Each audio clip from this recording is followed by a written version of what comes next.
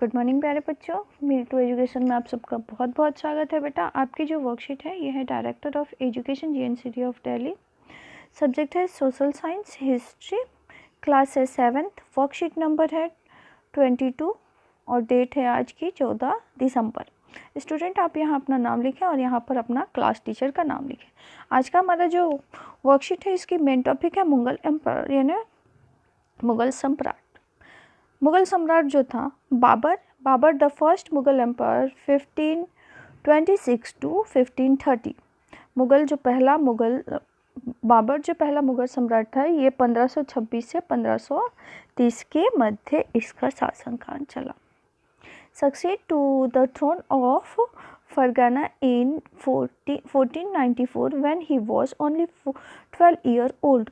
और उसे फरगाना की गद्दी मिली कब मिली बेटा? तो 1494 में मिली जब वो केवल 12 साल का था। He was forced to leave his ancestral throne due to the invasion of another Mughal group, the Uzbeks। लेकिन उससे ये गद्दी कुछ दिनों बाद दूसरे अबेज के जो मुगल शासक थे इन्होंने हराकर छीन लिया। ठीक है।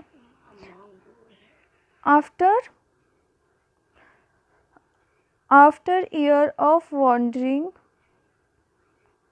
he seized Kabul in 1504. In 1526 he defeated the Sultan of Delhi Ibrahim Lodi at Panipat and captured Delhi and Agra। लेकिन कुछ समय इधर उधर जाने के पश्चात बाबर ने क्या किया? अपनी सेना का दोबारा गठन किया और उसने दिल्ली के सुल्तान उस समय इब्राहिम लोदी थे उनको पानीपत में हरा दिया और इस तरह से उन्होंने दिल्ली और आगरा को अपने कैप्चर में ले लिया। ठीक है। ये जो पिक्चर दी है बेटा ये बाबर की दी हुई है जिसमें बाबर के बारे में आपको बताया गया है, उसका शासनकाल बताया गया है। कैसे बताया गया है देखें इसे।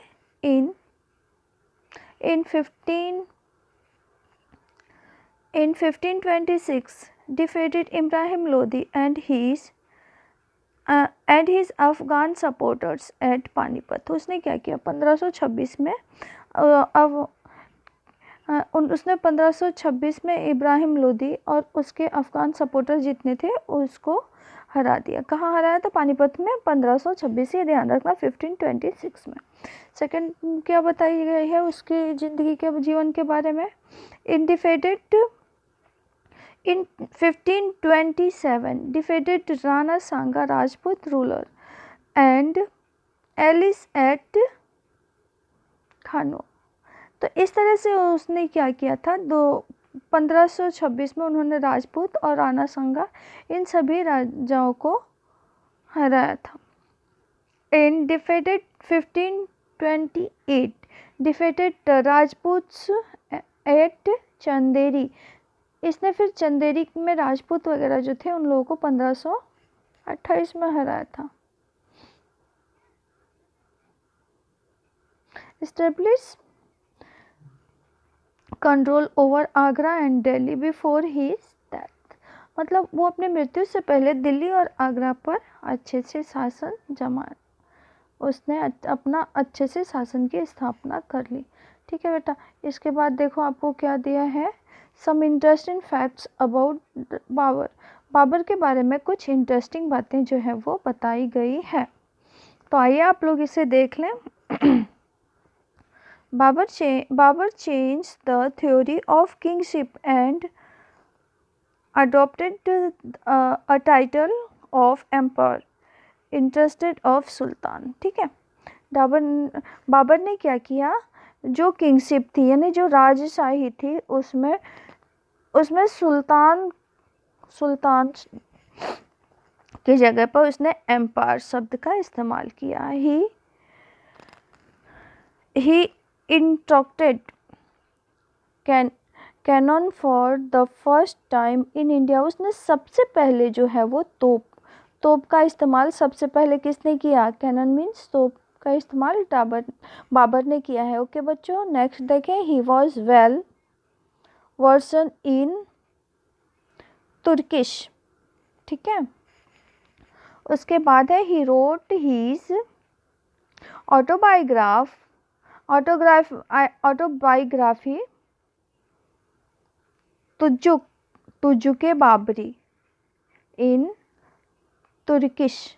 और जो अकबर की ऑटोबायोग्राफी है ना, अकबर की सॉरी ये जो बाबर की ऑटोबायोग्राफी है यानी बाबर के बारे में बाबर की जीवनी जिसे लिखी गई है उसे कहते हैं तर्जुके बाबरी, ठीक है। जिसको किसने लिखा था? तुर्किश ने जिसे लिखा था। बाबर डाइड इन 1530 और उसकी मृत्यु जो है वो 1530 में हो गई है, ठीक है बेटा। अब देखें हम इसका प्रश्न देखते हैं, who was first Mughal empire. तो आप बहुत ही आसानी से लिख सकते हैं कि the first Mughal empire Babur. First का आंसर क्या आ गया आपका? आप पहले का आंसर बाबर लिख सकते हैं।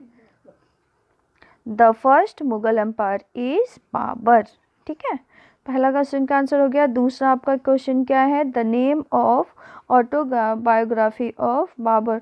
तो देखो आप लोग, ये रहा क्वेश्चन नंबर दूसरे का आंसर, ऑटोबायोग्राफी तुजुके बाबरी। तो ये क्वेश्चन नंबर 2 का आंसर आप इसको लिख सकते हैं, ठीक है। दूसरे क्वेश्चन का आंसर आप इसको लिख सकते हैं। उसके बाद नेम एनी सुल्तान रूलर।